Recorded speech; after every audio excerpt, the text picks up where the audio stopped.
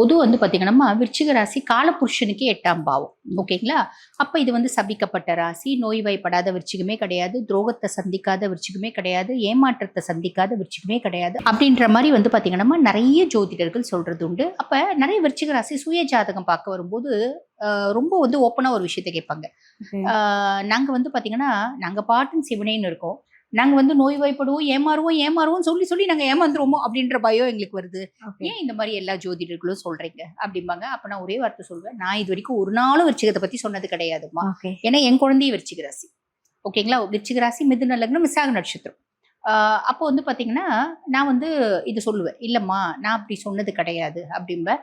But இருந்தாலும் என் குழந்தை விருச்சிகம் அப்படின்றதுக்காக நான் சொல்லாம இல்லம்மா. பேசிக்கா வந்து எதுக்கு நாங்க வந்து சொல்ல மாட்டேங்கிறோம் அப்படின்னா, விருச்சிக ராசி அவங்கெல்லாம் சொல்றது உண்மையா இருந்தாலும், இது வந்து காலபுருஷனுக்கு 8ஆம் பாவமா இருந்தாலும், ராகுவும் கேதுவும் 2 ராட்சஸ் வந்து பாத்தீங்கன்னா உச்சமடைகிறது விருச்சிகத்துல.